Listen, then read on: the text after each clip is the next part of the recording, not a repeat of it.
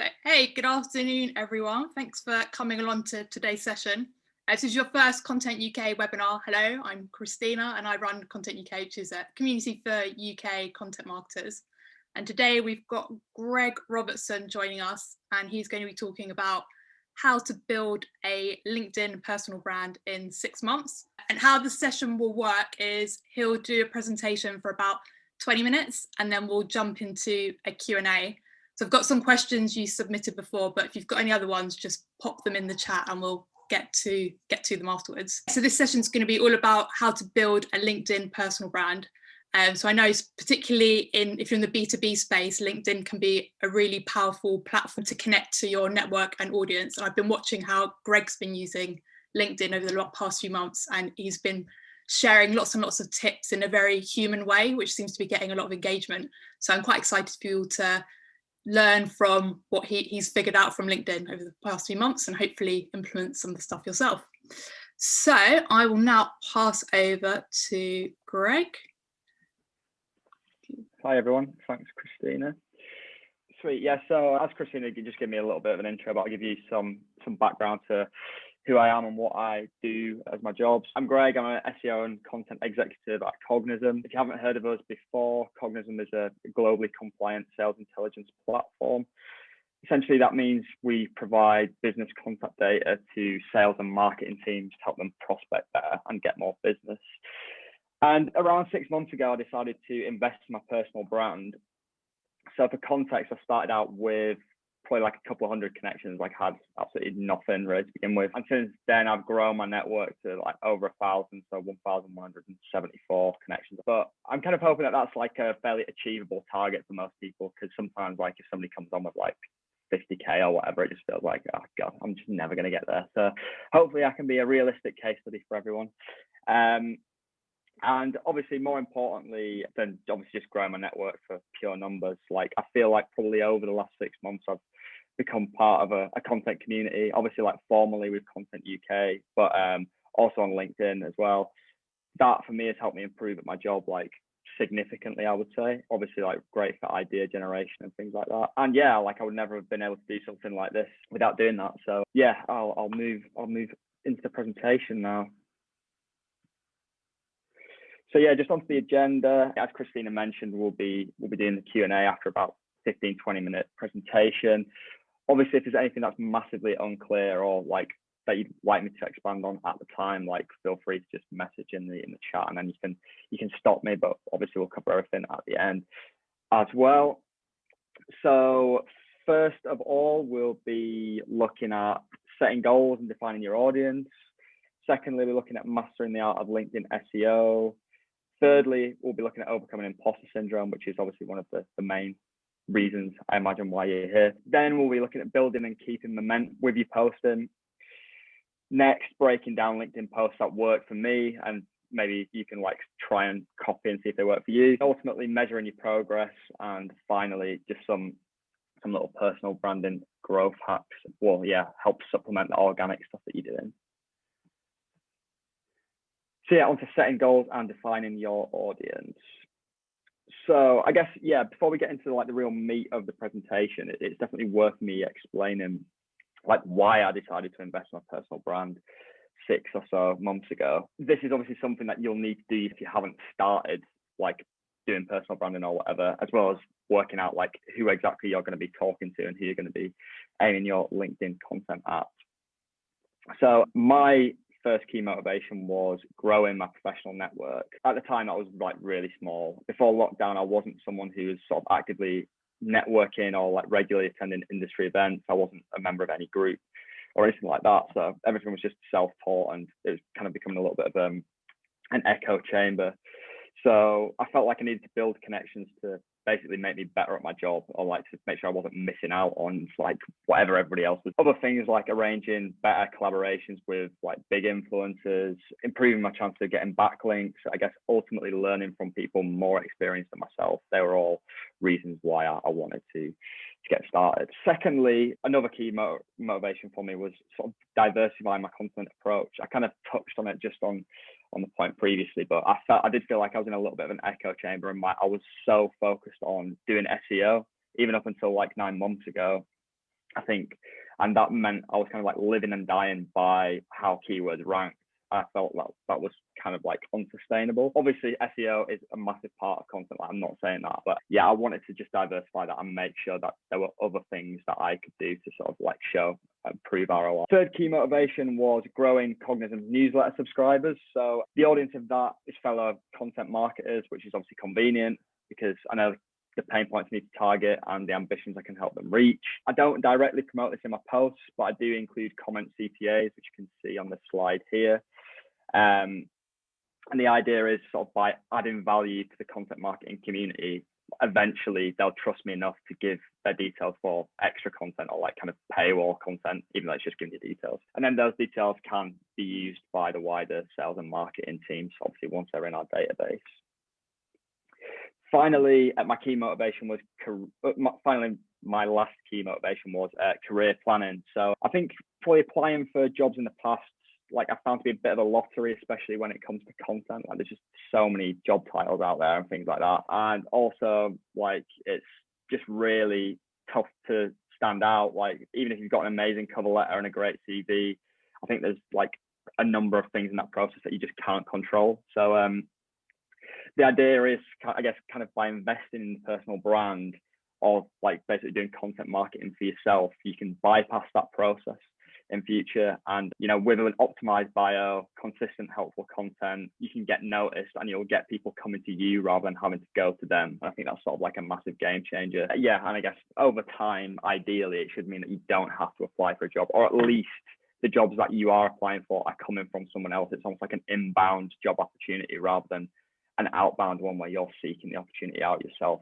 And often I just find those jobs to be a little bit, you know, sometimes you just they're not the best fit. I think a lot of the time when you just applying blind. So on to the art of LinkedIn SEO. So this is the easiest thing you can do to start your personal branding journey. And the first thing that you want to be doing is optimizing your bio with keywords, just as you would with a blog or, you know, content, whatever you're doing. Yeah, like as you can see from my bio that I've included, B2B SaaS content is effectively serving as my seed keyword. So for anyone in the same space looking to connect with like-minded people, like theoretically easy to find. I guess like if I was looking for a job, the same would go for recruiters or CMOs sort of looking to fill B2B SaaS content roles as well. You can also see that my headline here is like benefit led. So to stand out in a crowded space, B2B SaaS companies need to outrank their competitors on Google and steal their traffic. So that's why I've included featured snippet here, because that's obviously the best way to do that. Marketing leaders are also like super aware that they need to bridge the gap between marketing and sales, which explains why I've included make sales easier in my headline. So I guess like as you would do in a blog, like you just apply that approach to your LinkedIn profile, and you know, you're trying to solve problems and kind of like tap into pain points at every turn, really. It's also worth noting that like there's a new sort of feature out on LinkedIn which is called creator mode. That means that anyone, so you can essentially just choose hashtags that you speak about, and as soon as somebody lands on your profile, they'll know exactly whether like you're worth following or not. It also changes your button from connect into a follow button as well. So I guess it's just less of an ask than actually connecting with someone, just hitting follow. It's easier, so I'd recommend that to anyone who's sort of like looking to invest in their personal brand. So now onto the featured and about sections. I haven't actually included an image of my feature section here because I think the screenshot just is like shocking quality. So I'll just talk you through it, and then if you really want to, you can kind of have a look at my profile like in your own time. But in the feature section, what I do is include my top performing LinkedIn posts. I feel like this is like it's better to do that than showcasing what you've done on an external site, because just LinkedIn generally prefers users to stay within the platform, and like you should bear that in mind with your posting as well. Like it's always better to do a text only post rather than like a caption and an external link. And for the about section, obviously while I was doing this presentation, actually I kind of realized mine I don't think is actually that great an example, to be honest. I'll try and search for some afterwards so I can point people towards some better ones. But I think mine personally is too focused on me, which I think is kind of a strange thing to say when it's a personal profile, but I think the key thing to remember about LinkedIn is that it's not the same as a CV. So your aim is to try and help your audience solve their problems and meet their goals. So I guess ultimately, as I'm not a freelancer and I'm not selling my own services, then I shouldn't be selling myself necessarily. I should be selling Cognism. And obviously, yeah, the whole section should reflect that. I think that's not necessarily to say that you can't say anything about yourself in this section. Obviously, you want to get your personality across in there. I think it's just a case of getting the hierarchy of information right, which, as I said, I don't think that I quite have done. But yeah, I'll look at that, and hopefully maybe the next time I do one of these sessions, I'll sort it out and I can actually show you an example of best practice. So I guess next bit coming on to like one of the main bits of the presentation is imposter syndrome. Or overcoming imposter syndrome, sorry. And I think obviously despite the best practices I've mentioned so far, loads of people are blocked from investing in the personal brand because they're basically just scared, essentially. That's like been the reason when I've asked people why they don't do it, like that's been the reason that basically everybody's said. I think, yeah, obviously I put something in a post promoting this session actually about like, there is some kind of irrational fear about going viral with like a stupid opinion or like being savaged by other people in the community because like you don't know enough or like you don't know the right things.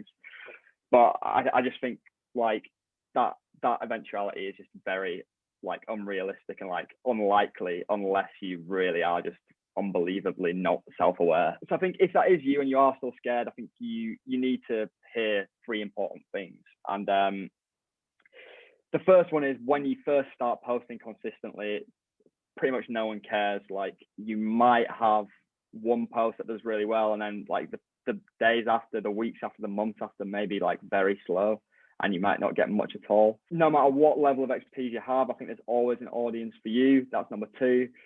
And number 3 is disagreements and negative comments are actually good for your personal brand. So I'll go into each of these points in more detail now.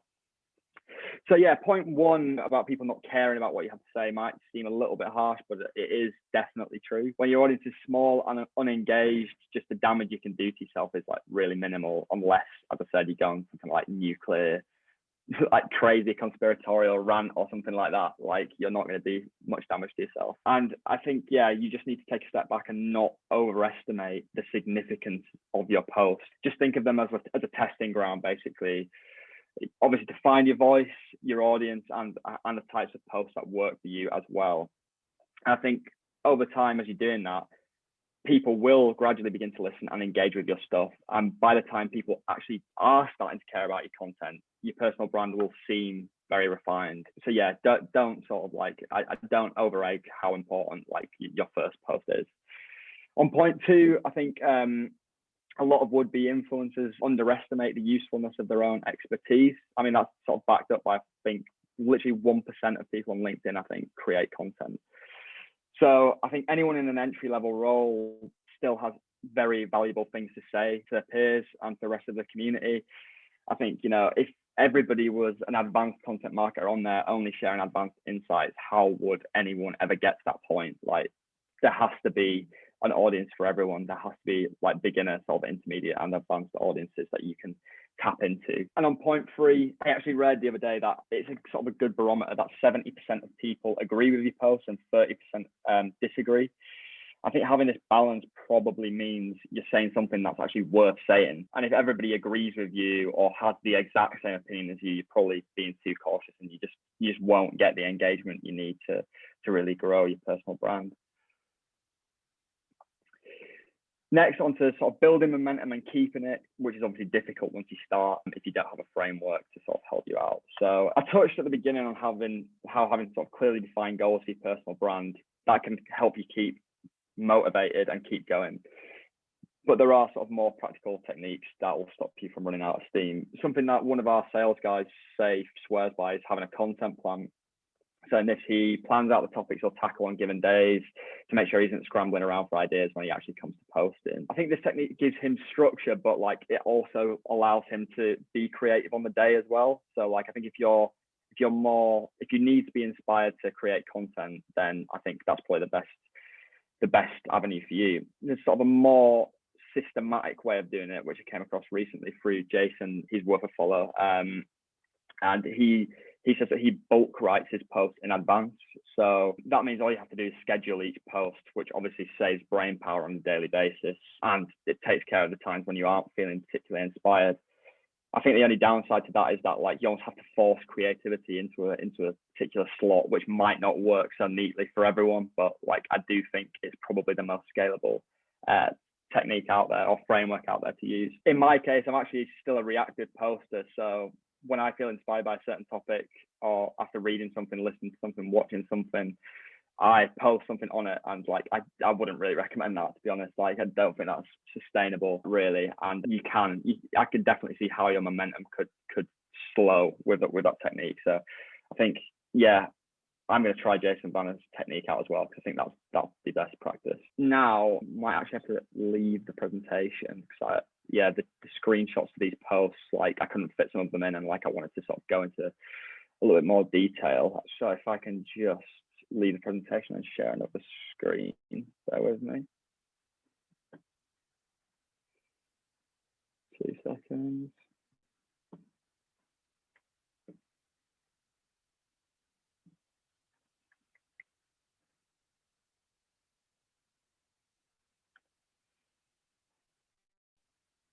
Here we go. So so there are a number of posts that sort of like work for me. I think they can probably be neatly categorized into three different categories: the progress posts, pain point posts, and sort of niche value add posts.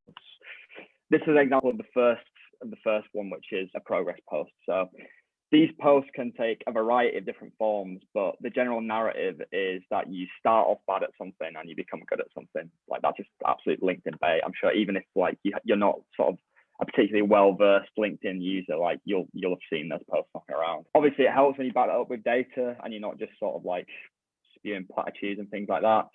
So I think why this post worked, it got like this. I think this is my most liked post. Again, achievable numbers, like 52 likes, 29 comments, like decent reach, but fairly rich engagement. I think why this post worked was I offered value in my headline here.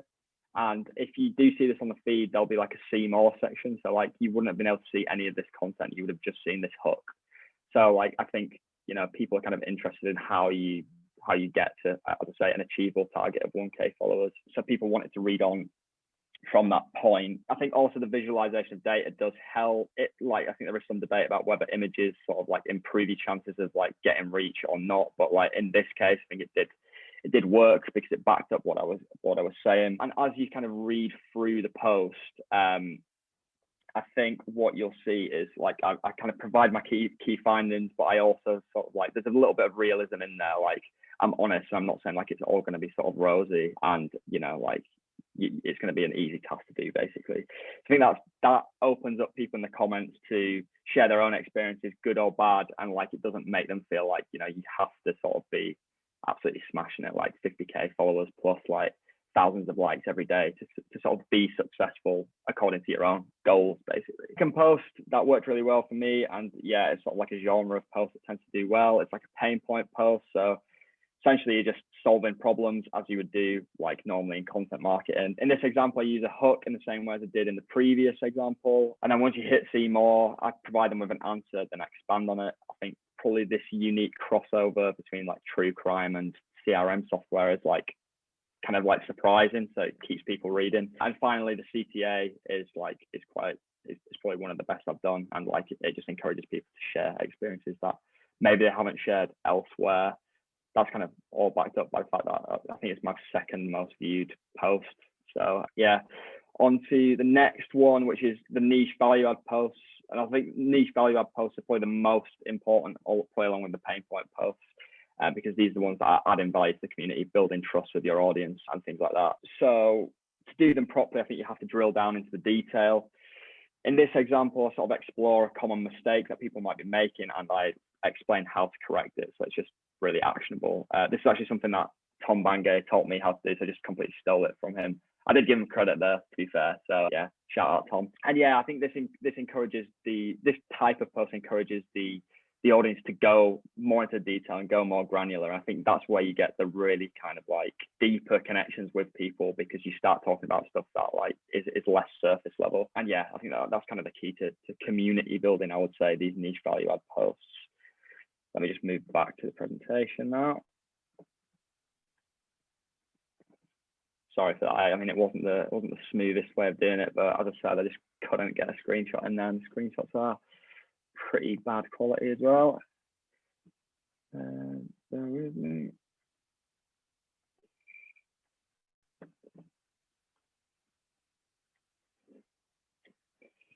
Yeah, so obviously there are a myriad of other posts you can try, but I think what you should be aiming for is balance. You have room for crowd pleasers to max out your reach, so stuff ideally that's still linked to what you want to talk about, but like more generic. But if you overdo it, I think people switch off if you're not adding value. Equally, if your content is always super niche, it'll struggle to get the reach that you need to actually grow your personal brand. So it's just a case of striking a balance. On to the next slide. Measuring your personal brand. Yeah, so this is an interesting one. I think if you manage a company account on LinkedIn or have any experience with that in the past, you'll know you get a breakdown of your analytics on LinkedIn, at least kind of sorts, but they're not like particularly great. That's why everybody uses like things like Sprout Social, Agorapulse, whatever. I think when you're tracking the progress of your personal brand, those analytics are even more limited. So to combat that, I have heard of people like building kind of like elaborate spreadsheets and things like that. But I think with that kind of thing, you just end up probably spending more time maintaining the spreadsheet than you do actually thinking about like building your personal brand. So I would advise that if you are serious about this, you just take the hit and buy a platform called Shield. To see that you actually like it or not, you can try it out for 10 days. I think it's $12 a month to get, and this is the kind of data that you'll be able to see. So this is my year to date. This gives you sort of like a comprehensive overview over time of like how your personal brand is performing. So I mean, this looks kind of better than it is in a sense, because I was starting from zero essentially. Like it'll have more meaningful insights, I imagine, you know, like the longer that your personal brand goes on, then you'll get more peaks and troughs rather than it just being like a steady growth curve. Yeah, and like obviously I think the idea like in this platform, just like it would be with any other analytics platform, is sort of action things that like are maybe going down. So yeah, my engagement rate is not amazing. What I could do to do that is, you know, either write better hooks or write better CTAs to make sure people kind of like engage with me rather than just sort of consuming the post and scrolling on. There's also a functionality which I haven't included a screenshot of, but like if you do get a free trial, you'll be able to see. It essentially just breaks down your top posts, and that means you can review types of posts that are doing well and try and recreate them in future. The idea obviously behind that is fine-tuning your strategy and sieving out posts that don't perform well, and obviously just consolidating your efforts on things that do work well for you. There's no real set like rule for that, unfortunately. It's just a case of testing, which is why the stage at the beginning is super important, just for testing your tone of voice and what works and what doesn't.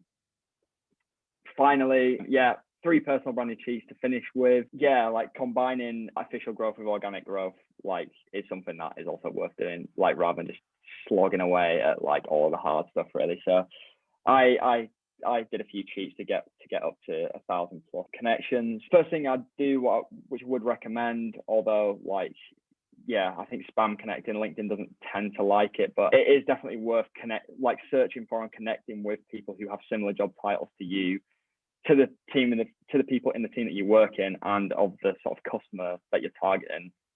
I think that's going to make sure that the right people are seeing your content as LinkedIn gradually rewards you posting more consistently.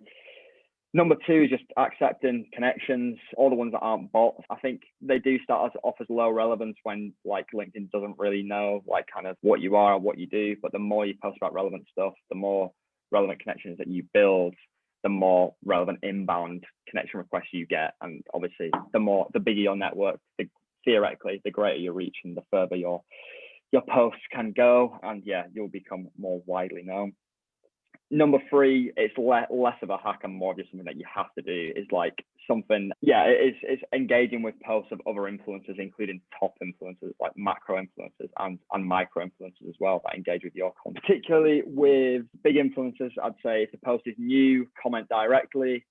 But if the post is older, I think about joining existing comment threads, and as people like your comments and reply to them, add them as connections, because if they like what you say one time, they'll likely like it in the future. So yeah, that's pretty much everything. So I guess moving into the Q&A, Christina.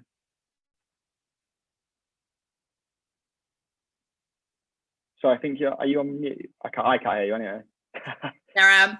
Thank you so much, Greg. Yeah, that was so useful. Loads of actionable tips there. I really liked how you showed the screenshots and really delved into the details of how you put your different posts together. That was really good.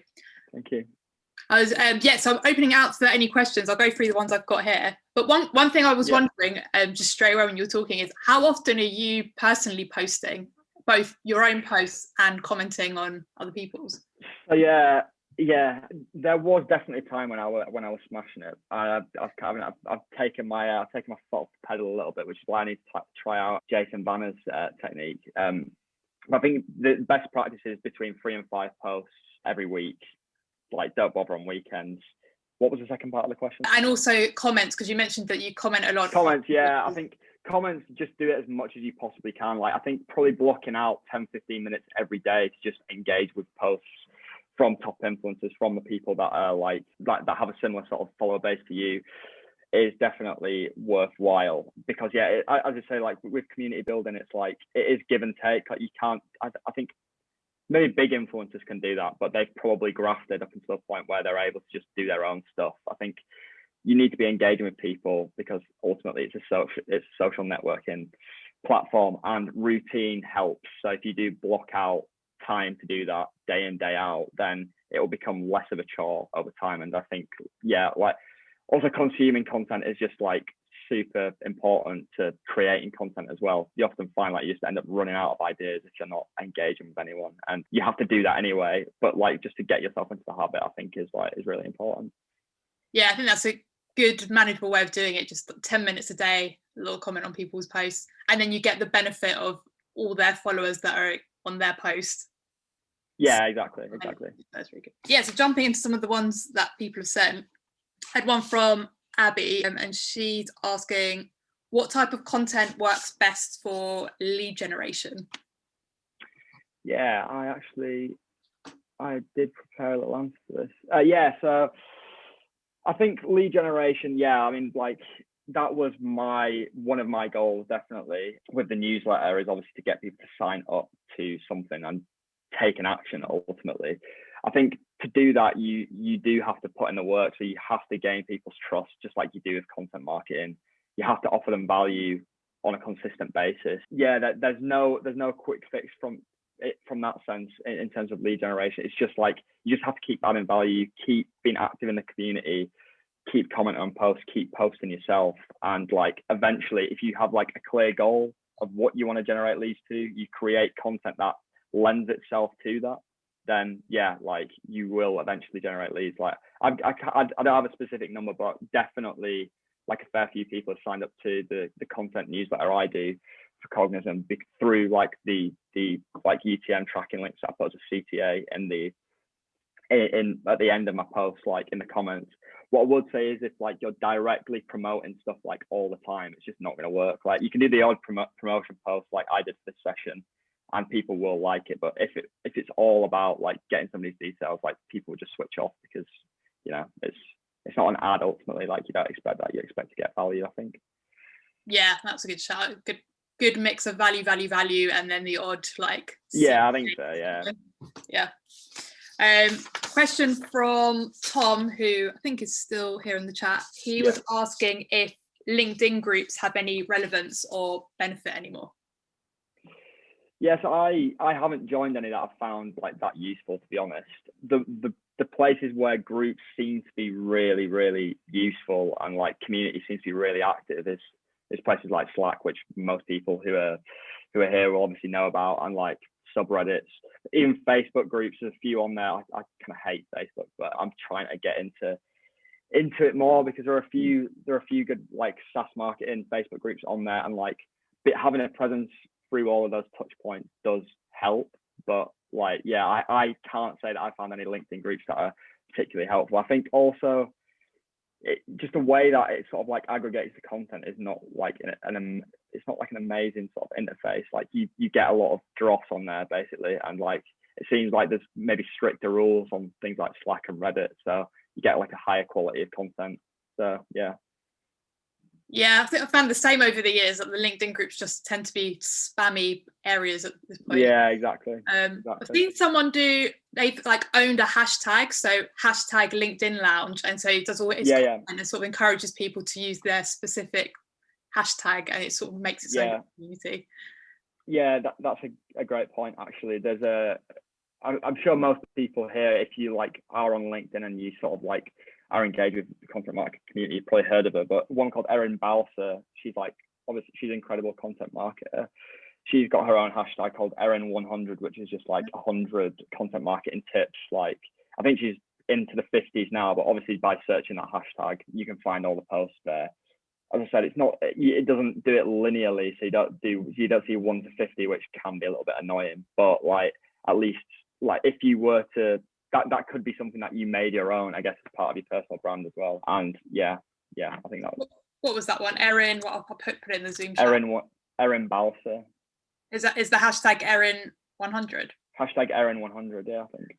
Okay, and then the other one, LinkedIn Lounge. Let's check out. Yeah. Sweet. Other question is, so you've spoken about building this, you took you 6 months to do this, and Ryan's asking, can this be fast tracked? Can you build a LinkedIn personal brand in 1 month? So yeah, I think the answer is that it depends. I think it depends how engaged your audience already is to sort of the content that you're putting out. Like, I think, for example, if you had a presence on multiple platforms but not LinkedIn, like there's no reason to say that you couldn't like easily capitalize on the traction that you've already got.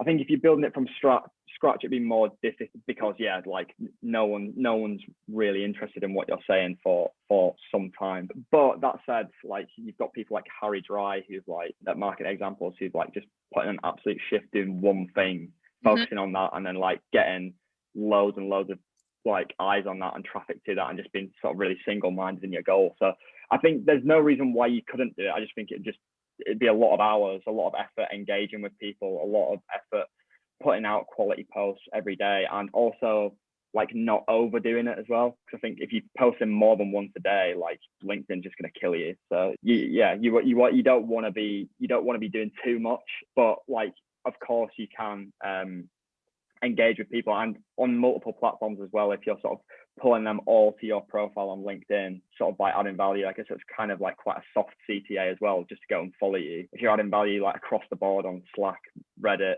like groups, any private group, anywhere, and that's your main CTA. There's no reason why you couldn't build it in a month. It'd just be dedication, a lot of dedication. That's a good example there of Harry Dry sort of doing that same thing, using all the different platforms. Exactly, yeah. His newsletter, and you're sort of saying things exactly. To LinkedIn. Is there anyone else, any other people on LinkedIn that you're quite impressed with that you think people could follow? So I've got a little list. So I'll drop them all into the comments. I'll drop them all in there. But so the main ones that I really like, so there's Jason Vanner, Erin Balser, Dave Harland, Dan Kelsall, Eddie Schleiner, Camille Trent, Daniel Murray, Liz Willits, Sam Moss, Pragya Mishra, Filippo Peraz, Azar Ali Shard, Dina Kalakovic, Nolina Rizman, and Lauren Lang. Like there's a variety of different sizes of like influencers there. Like a lot of them are quite big and have a lot of followers, but there are a few sort of more micro influencers there like that are saying some like really useful things and like all doing really good stuff on their own personal brand. There's also like lots of different styles like in that list as well. Like people like Dave Harland and Dan Kelsall, they're pretty jovial in terms of their tone. Well, Dave Harland is. Dan Kelsall's more like sort of a bit of a nihilist, but like it's funny. And like people like Eddie Schleiner, like I think if you're looking for someone who really helps the community that they serve, like Eddie Schleiner is sort of like the go-to guy. He's a copywriting guy. There are definitely relevant like lessons for content markets in there, but I think especially as a big influencer, he's someone that hasn't really fallen into the trap of just creating content that's like soundbitey. He still does like really value add content. So definitely check all those guys out. But Eddie Schleiner is a great guy. Yeah, very excellent list there for people to start stalking and getting ideas from. Definitely. What else have we got here? Question from Laura, who I think is in here as well. She says, should I always use images with posts? Have heard that they're getting less interaction these days than plain text. Yeah, so in the past, images have worked for me, but like I mainly do text only posts anyway. So like I probably don't have enough of a use case to say whether like they're actually harming my engagement versus whether they're helping it. But what I would say is using things like LinkedIn carousel posts, like they seem to get loads of reach, like no matter what you put out, basically. So there's certain like features that LinkedIn will push to more people. I think it was like happening with polls like recently, like everybody was doing a poll because it's getting loads of reach, and everybody just like got sick of polls like very quickly. But yeah, video content as well works really well. It seems to get more reach than just text only stuff. So I guess if you're like really confident in front of a camera, like that could definitely be your thing. Like I'm not so much, like wouldn't really know where to start with like video production and things like that. But yeah, that's definitely something that you could stand out with. Historically, the only experience I've had with images is good. Like I remember just like doing screenshot posts of like other influencers for Mailtastic, and they were always our top performing posts. But I suspect since then things have changed, because I like haven't been doing that kind of social stuff for now maybe like 3 months or something. So yeah, there is a chance that has changed, but I'd always go with like using native LinkedIn features. Like they'll always be the ones that I've most pushed, I think. Yeah, definitely. But they don't seem to, the algorithm seems to hate anything that pushes you away from LinkedIn. Exactly, yeah, exactly. They want you to keep consuming. Do you ever make, or have you seen LinkedIn stories be effective? And out of interest, is anyone that's listening, do you ever open LinkedIn stories? I have never, I don't think I've opened a single LinkedIn story. I feel like it was more just like somebody else did it. Somebody else did it at a similar time. That seemed a bit random, I think. It was Twitter and LinkedIn did it at the same time. Yeah. Thinking like it just felt a bit random, and like I think with LinkedIn I've never seen anything that was, well, there could be plenty of stuff that's worth looking at, but I've never looked at it. So yeah. I don't know. I think it's just like you see a lot of like posts about this as well. I think what you need to do is find out like what works for you, and if that is LinkedIn stories, double down on it. But like don't just do things for the sake of it. Like it was a big thing with what's the audio platform, I always forget the name of it. Yeah, Clubhouse. That was like a massive thing, wasn't it? And then like but that will work well, like really well for some people, but like it won't necessarily work for you. It's obviously worth trying out, but like don't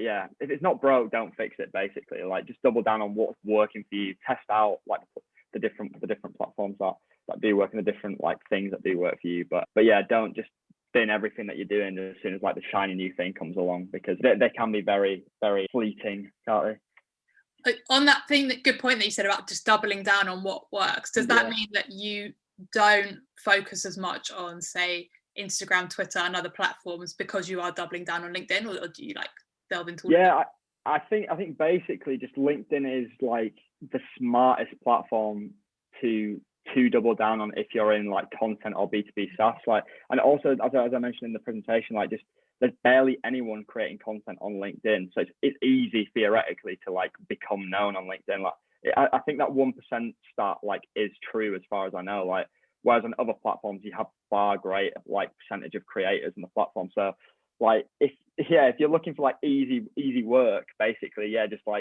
just look at LinkedIn, because that's like the thing now that you can invest a lot of your time in and get like a lot of ROI on. That obviously might change, like I imagine it will do over time. That will change, and like, but you can see people like Chris Walker he's not so relevant for like our type of thing, but like personal brand wise, he's one that you should check out as well. Like he's basically built a whole business, I think, just through like building demand through LinkedIn, like through LinkedIn videos and things like that. So he's definitely one to check out. And like he's massively, I don't think he even barely does SEO or anything like that. Yeah, it's something now that is work that is fairly easy to make work. So yeah, that's why I'd recommend it more. But yeah, I don't really try Facebook, Twitter and Instagram, things like that.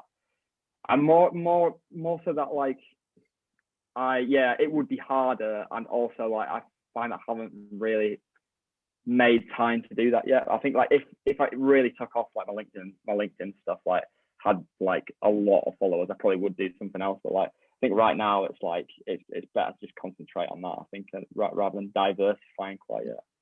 Yeah, it makes sense. You've still got a lot of juice to get from LinkedIn. Yeah, exactly. Seeing that upward trajectory. Thank you so much, Greg. There's loads of things there that people can take away to start building on, I think. Cool. Yeah, thanks for having me. Sweet. Thank you very much. Thank you everyone for coming along today. And enjoy the rest of your afternoon. Thank you. Thanks a lot. Bye. Bye.